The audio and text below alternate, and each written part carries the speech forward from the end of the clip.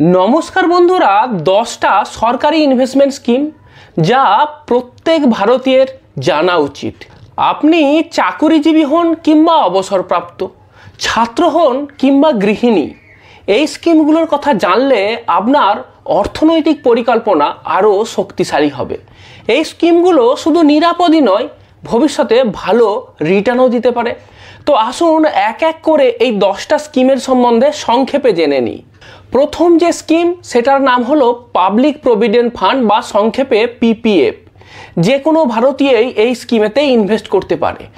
এই স্কিমের বর্তমান সুদের হার হলো 7.1%। এই স্কিমের ইন্টারেস্ট রেট কোয়ার্টারলি চেঞ্জ হয় এবং এই স্কিমেতে অ্যানুয়াল কম্পাউন্ডিং হয়। এই স্কিমের মেয়াদ 15 বছর। 5 বছরের ব্লকে এই স্কিমেতে ইনভেস্টমেন্ট এক্সটেন্ড করা যেতে পারে। এই স্কিমেতে কর সুবিধে আছে বা ট্যাক্সে ছাড় আছে। এক্সেমড ক্যাটাগরির অন্তর্গত এই স্কিমটি করের ক্ষেত্রে সবথেকে বেশি সুবিধে দেয়। লক ইন পিরিয়ড এই স্কিমের 15 বছর। এইবার আসি এই স্কিম কাদের জন্য উপযুক্ত। দেখুন, যারা লং টার্ম ওয়েলথ ক্রিয়েট করতে চান এবং ট্যাক্স সেভিং করতে চান তাদের জন্য একটা বেস্ট ইনভেস্টমেন্ট অপশন হতে পারে পিপিএফ। এরপরে আসি দ্বিতীয় স্কিম। এই স্কিমের নাম সুকন্যা সমৃদ্ধি যোজনা। এই স্কিম বাড়িতে কন্যা সন্তান থাকলে 10 বছরের নিচে কন্যা সন্তানের নামে এই অ্যাকাউন্ট খোলা যায়। কন্যা সন্তানের লেখাপড়া, উচ্চশিক্ষা এবং বিয়ের জন্য যদি টাকা জমা করতে চান তাহলে এটা একটা বেস্ট স্কিম। এই স্কিমের সুদের হার বর্তমানে 8.2%। এই স্কিমের সুদের হারও কোয়ার্টারলি পরিবর্তিত হয়। এই স্কিমের মেয়াদ 21 বছর বা মেয়ের 18 বছর পর বিয়ে হলে এই সময়েতে এই টাকা আপনি তুলতে পারবেন। এই স্কিমেতেও কিন্তু কর সুবিধে আছে। এটাও কিন্তু পিপিএফ এর মতোই এক্সেমড ক্যাটাগরির অন্তর্গত। আপনি যদি কন্যা সন্তানের পিতা হন তাহলে বলবো একটা সেফ এবং সিকিউর ইনভেস্টমেন্ট অপশন হিসাবে সুকন্যা সমৃদ্ধি যোজনাতে অবশ্যই কিন্তু ইনভেস্ট করতে পারেন। এরপর আসি 3 নম্বর যে স্কিম, সেটার নাম হচ্ছে ন্যাশনাল সেভিং সার্টিফিকেট বা এনএসসি। এটা পোস্ট অফিসেতে খোলা যায়। এটাও কিন্তু একটা খুব পপুলার ইনভেস্টমেন্ট অপশান। আপনি যদি মধ্যমেয়াদে ইনভেস্ট করতে চান, মানে ধরুন 5 বছরের মতো টেনিয়রের জন্য যদি বিনিয়োগ করতে চান তাহলে কিন্তু এনএসসি একটা ভালো অপশান। এই স্কিমের সুদের হার 7.7%। এই স্কিমের মেয়াদ হলো 5 বছর, যেটা আগেই বলেছি। এই স্কিমেতে 80Cর আন্ডারেতে কর ছাড় পাওয়া যায়, কিন্তু এই স্কিমের যেটা ম্যাচুরিটি ভ্যালু, সেই ম্যাচুরিটি ভ্যালু কিন্তু ট্যাক্সেবল, অর্থাৎ আপনার ইনকাম ট্যাক্সের স্ল্যাবের উপর ডিপেন্ড করে আপনাকে ট্যাক্স দিতে হবে। এই স্কিম কাদের জন্য উপযুক্ত? যদি আপনি মিডিয়াম টার্মের জন্য ইনভেস্ট করতে চান এবং সেফ এবং সিকিউর রিটার্ন চান তাহলে এনএসসি আপনার জন্য একটা ভালো অপশান হতে পারে। এরপর আসি 4 নম্বর ইনভেস্টমেন্ট অপশান। এই স্কিমের নাম হচ্ছে সিনিয়র সিটিজেন সেভিং স্কিম। এই স্কিমটা যারা সিনিয়র সিটিজেন বা অবসরপ্রাপ্ত তাদের জন্য খুবই উপযুক্ত। আপনি আপনার অবসরের যে লামসাম টাকাটা জমা হয়েছে সেই টাকাটা এই স্কিমে জমা করে প্রতি 3 মাস ছাড়া সুদ পেতে পারেন। বর্তমানে এই স্কিমের সুদের হার হলো 8.2%। এই স্কিমের মেয়াদ হচ্ছে 5 বছর। 5 বছরের জন্য এই স্কিমটা লক ইন থাকবে, তারপর আবার 5 বছর পরে এই স্কিমের সুদের হার চেঞ্জ হতে পারে। এই স্কিমেতেও কিন্তু 80Cর আন্ডারতে কর ছাড় পাওয়া যায়। এই স্কিমটা আমি বলছিলামই, যারা অবসরপ্রাপ্ত তারা তাদের নিয়মিত আয়ের জন্য এই স্কিমেতে ইনভেস্ট করতে পারেন। এরপরের যে স্কিম, সেই স্কিমটার নাম হচ্ছে কিষাণ বিকাশ পত্র। এই স্কিমটাকে বলা হয় টাকা ডবল করা স্কিম। এই স্কিমটা পোস্ট অফিসে খোলা যায়। এই স্কিমের সুদের হার হচ্ছে 7.5%। এই স্কিমেতে যদি আপনি টাকা ইনভেস্ট করেন তাহলে 115 মাস পরে এই স্কিমে আপনার টাকা দ্বিগুণ হয়ে যাবে। সুতরাং যদি আপনি আপনার টাকা ডবল করতে চান এবং কোনো রকম ঝুঁকি নিতে না চান তাহলে কিন্তু কিষাণ বিকাশ পত্রতে ইনভেস্ট করতে পারেন। এই স্কিমের যে সুদ বা ইনকাম সেটা কিন্তু ট্যাক্সেবল। এইটা যদি আপনি নিরাপদ বিনিয়োগ চান তাহলে কিন্তু আপনি এখানেতে ইনভেস্ট করতে পারেন। এরপরের যে ইনভেস্টমেন্ট স্কিম সেটার নাম হচ্ছে পোস্ট অফিসের এমআইএস বা মান্থলি ইনকাম স্কিম। যদি আপনি আপনার জমা টাকা থেকে প্রতি মাসে সুদ পেতে চান তাহলে এটা একটা ভালো ইনভেস্টমেন্ট অপশান। এটা অনেকটা সিনিয়র সিটিজেন সেভিং স্কিমের মতোই, কিন্তু এখানেতে যারা জেনারেল সিটিজেন তারাও অ্যাপ্লাই করতে পারবে। সিনিয়র সিটিজেন সেভিং স্কিমে তো জেনারেল সিটিজেন অ্যাপ্লাই করতে পারে না, এখানে জেনারেল সিনিয়র দুজনেই অ্যাপ্লাই করতে পারবে। এখানে ইন্টারেস্ট রেট 7.4%। এই স্কিমের মেয়াদ হচ্ছে 5 বছর। এই স্কিমে কিন্তু কোনো ট্যাক্স ছাড় নেই। এই স্কিম থেকে যে ইন্টারেস্ট পাচ্ছেন সেই ইন্টারেস্টটা ট্যাক্সেবল, আপনার ইনকাম ট্যাক্স কাঠামো অনুযায়ী আপনাকে ট্যাক্স দিতে হবে। এইটা উপযুক্ত তাদেরই জন্য যারা একটা লামসাম টাকা ব্যাংকে বা পোস্ট অফিসে জমা করে সেইখান থেকে প্রতি মাসে সুদ পেতে চান। এরপরের যে ইনভেস্টমেন্ট অপশানটার কথা বলছি, এটাও কিন্তু খুব একটা ভালো ইনভেস্টমেন্ট অপশান, হয়তো অতটা পপুলার নয়, অনেকে এই বিষয়ে অবগত নন।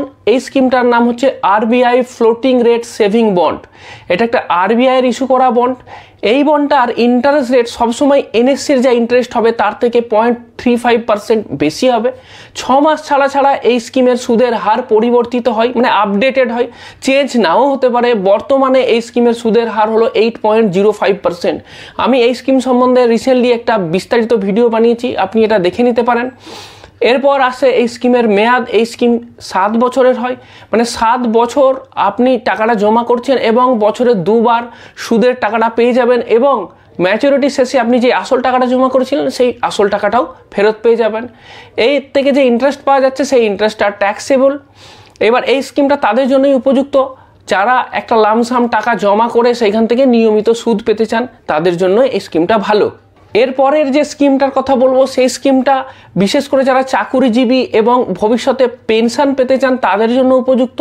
এর নাম হচ্ছে ন্যাশনাল পেনশন সিস্টেম, PFRDA দ্বারা এটা রেগুলেটেড। এর রিটার্নটা কিন্তু মার্কেট লিঙ্কড, কিন্তু যদিও এটা মার্কেট লিঙ্ক, যেহেতু এটাতে খুব সাইন্টিফিক ওয়েতে বিভিন্ন অ্যাসেট ক্লাসের ডাইভার্সিফাইড ওয়েতে ইনভেস্ট করা হয়, 8 থেকে 10% রিটার্ন এখানে পাওয়া যেতেই পারে। এখানেতে কর সুবিধে আছে, 80C এবং 80CCD 1B মিলিয়ে 2 লাখ টাকা পর্যন্ত কর ছাড় পাওয়া যায়। এখানে কিন্তু লক ইন পিরিয়ডটা আপনার 60 বছর পর্যন্ত, মানে আপনি ইনভেস্ট করার পরেতে 60 বছর পর্যন্ত এখানে আপনি টাকা জমা দিতে থাকবেন, এবং তারপর 60 বছরের পরে সেইখান থেকে আপনি লামসাম টাকাও তুলতে পারবেন এবং ভবিষ্যতের জন্য প্রতি মাসে মাসে পেনশনের ব্যবস্থাও করতে পারবেন। এইটা কিন্তু একবারেই অবসরকালীন ইনভেস্টমেন্ট, এটাতে সবার ইনভেস্ট করা উচিত। বিশেষ করে যদি আপনি প্রাইভেট ফার্মে বা প্রাইভেট অর্গানাইজেশনেতে চাকরি করেন যেখানেতে ভবিষ্যতে পেনশনের সুবিধে নেই, তাদের জন্য কিন্তু এটা সবথেকে ভালো স্কিম। এরপরে আসছি সিমিলার টাইপের আরেকটা পেনশন স্কিমের ব্যাপারেতে, সেটা হচ্ছে অটল পেনশন যোজনা। NPS-এতে কি হয়, জেনারেলি খুব যারা অর্গানাইজড ওয়েতে বা অর্গানাইজড যেসব ফার্ম আছে সেইখানেতে NPS-এতে ইনভেস্ট হয়, এখানে টাকা জমা দেওয়ার পরিমাণটাও বেশি। কিন্তু যারা আনঅর্গানাইজড সেক্টরে কাজ করেন বা যাদের ইনকাম অল্প, তারা কিন্তু তাদের পেনশনের ব্যবস্থা এখন থেকে করতে পারেন অটল পেনশন যোজনাতে ইনভেস্ট করে।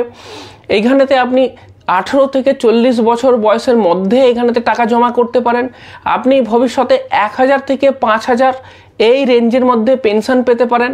এইবার আপনার জমা রাশিটা আপনি যেমন পেনশন পেতে চান তার উপর ডিপেন্ড করছে। যদি আপনি বেশি পেনশন পেতে চান তাহলে আপনাকে একটু বেশি টাকা জমা করতে হবে, এবং যদি আপনি অনেক আগে থেকে জমা করেন তাহলে আপনাকে খুব কম জমা করতে হবে। তো এই নিয়ে বিস্তারিত একটা ভিডিও আমি বানিয়েছি, চাইলে আপনি দেখে নিতে পারেন। এবার এই স্কিমটাও কিন্তু যারা অসংগঠিত ক্ষেত্রে শ্রমিক তাদের জন্য কিন্তু একটা ভালো ইনভেস্টমেন্ট অপশন। যারা বেশি বেশি টাকা ইনভেস্ট করতে পারবেন না তারা এখানেতেই ইনভেস্ট করতে পারেন। এরপরে যেটা আসছে সেটা হচ্ছে পোস্ট অফিসের টার্ম ডিপোজিট। পোস্ট অফিসের বিভিন্ন মেয়াদের টাইম ডিপোজিট হয়, 1 বছর, 2 বছর, 3 বছর এবং 5 বছরের জন্য।